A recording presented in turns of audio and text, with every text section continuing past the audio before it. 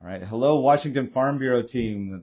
We are here this morning with Senator Shelly Short. Senator, thank you so much for taking some time and visiting with myself as well as our Farm Bureau members. Absolutely love the Farm Bureau and your members and all of the work they do. They're special people. Yes, oh, we very much agree. Well, I know, again, you are no stranger to Washington Farm Bureau, but for the one or two that may not be super familiar with you, tell us a little bit about your background. How did you, where did you come from? How did agriculture perhaps play into your story? Sure.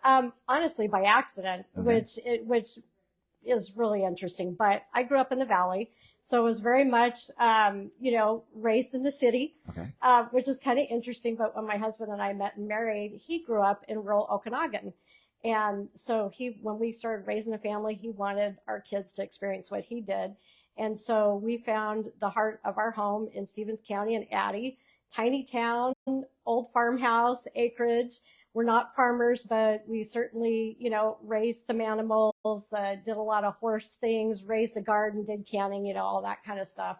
And it's just been so special. But the politics came in when I worked for George Nethercutt and didn't realize how much I would enjoy working with him and really fighting for people and making sure that agencies, really work with people, not just try to go over the top of people. And so it was really that where I got my start. Didn't ever think I would ever be an elected official. And it's been such an honor, started in the House in 2008. That was my first election. And then was appointed to the Senate in 2017. And now I'm floor leader for the Senate Republicans. So it really has been by accident. It's not ever anything I ever thought I'd do. That's so fun to hear, though. Well, as over the past decade or so, what is perhaps an issue that has been really important to you, or perhaps maybe a passion policy that you've really worked natural on? resources. Mhm. I think when you think of northeastern Washington, our growers, our ranchers, our loggers, our timber companies, our mills, all of that, it's manufacturing. It's hands-on creating something, from the earth. And the frustration for me is they're always the folks that are going to get, really targeted by excessive environmental regulation. That's really where my passion has been over the years. This year, a big issue has been really more about community and public safety. Been dealing with a lot of the law enforcement bills that were passed in 2021, really tying law enforcement officers' hands. We have a couple of bills that are hopefully making their way through the process to give law enforcement officers the tools back that they need, especially police pursuit, but really making sure we're not leading to decriminalizing drugs. That's a disaster for our communities and really for those that are struggling with addiction. Yes, yes. Well, now, with your regards to your role, I know you're on the Senate Agriculture Committee. I am. I know you have seen a slew of legislation going through that committee. I know we're only about, 33 days, something, I give know, or but take a little bit. No, we're not nobody's counting. counting. Nobody's counting. Nobody's Sorry, counting. sorry. Yeah. And but I know we've already had a couple months of seeing a whole lot of bills and legislation come through. But I know as we're kind of coming to the latter third, perhaps, of Sure. session, what maybe is still out there floating around in the that committee, or that maybe some legislation that agriculture should at least be aware of and watching at this point? Sure. Well, the things that are still, Fish and Wildlife Commission is a big issue. Yes. We know we haven't been thrilled with the governor's choices in recent years. We've had a lot of those hearings to try and decide whether or not they'll be, we call them goobers, but they're gubernatorial appointments, and whether or not they're going to be confirmed. Stay tuned for that. Still not sure. Okay. They'll probably get through committee. A lot of the wildfire risk, Representative Dent and Representative Kretz have been such champions, and we've all worked together on continuing to fortify DNR's role and what they need so we can respond very quickly to wildfire. Those are working their way through. One that didn't, and I was disappointed, was the work on the riparian bill. And it's interesting because the governor's bill was, heavy-handed as usual. We've come to expect that from him.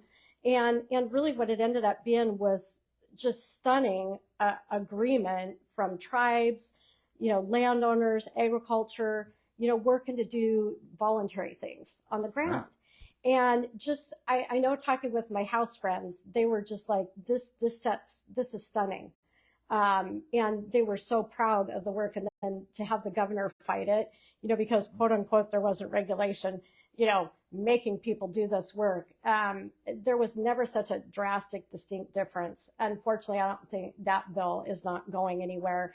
There may be some funding requests where folks can do some of that work.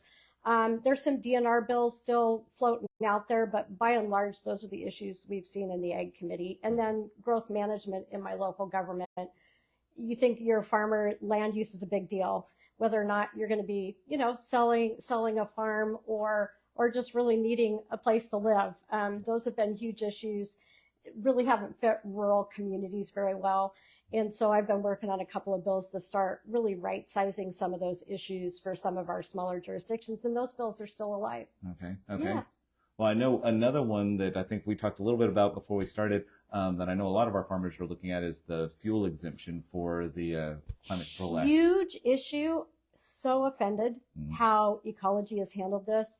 Their whole thing coming into session was bashing the oil industry, bashing distributors. They don't have to pay this fee. They haven't paid this fee. I'm like, you don't know what their business models are. It was really offensive. In fact, we spoke up in committee and told the chair to really get after ecology. It was really bad. But the whole issue, ecology was directed in the law, in the Climate Commitment Act, to say, hey, ag fuel, your dyed diesel, marine fuel, and all of that's exempt. They're still working on it. Now, I met with Representative Schmick and distributors and a bunch of folks to try and say, is there still something we can do this session to really get at this issue and find something that works? And we're working on that right now, maybe thinking like a sales tax, kind of an exemption, that process. But our farmers are buying their fuel right now. And it's increased 50 cents a gallon. And that's just not workable when you buy large amounts of fuel. Yeah, no, it's not. So we're not done. We're still fighting for it. I want folks to know that. It's a huge issue. Good. Well, that's good to hear. I appreciate that. Well, tell me a little bit, how do you, from your perspective, how is agriculture perceived in the legislature? And maybe what steps could farmers and ranchers take as far as moving forward? So the big thing I'm amazed is people do not know where their food comes from. Everybody, you hear the line, well, we get it in the grocery store. I think what I would say is it's a continual advocacy and education process. My time in the House, there's hardly anybody left. They're all new members, had new members in the Senate. We can never give up on telling that story. And really that farming is compatible with the environment. I mean, obviously, if you destroy the land, you're not going to be a farmer very long. Right. But there's all those misconceptions. And so what I would say is educate, reach out, stay involved, whether it's reaching out to us, your elected representatives, or reaching out to other people, and vote. A lot of these policies are set by Seattle, legislators who work in very tight urban areas. And it just, the differences are pretty stark. That's a good word. I appreciate that. I hope everyone heard that. Education. That's vital. Well, just kind of as maybe as last, we have members, idealists from all over the state who will be able to see this and view this. Sure. As a chance to speak directly to those members. What would you tell farmers and ranchers across the state from your perspective as a state senator? First, thank you so much for never giving up. Thank you so much for dealing with all the work days that you have that extend beyond 24 hours, what you do for our state, for your community, really for the world. And your role is so vital. I cannot tell you much how grateful I am the way of life that farming brings in use of our natural resources. And my message would be, don't give up. I know there's a lot at play for all of our farmers and ranchers. But again, you're the perfect voice to educate others. And we want to fight for the next generation. We want to make sure that you're not the last generation in agriculture. And there's some concern there. But I would say you have the work you do is so positive, and that you can talk about the environment and how you care about the environment, and that your industry is connected to making sure that there's that the environmental issues are important to you too. You're the perfect story maker. And I just, please don't give up.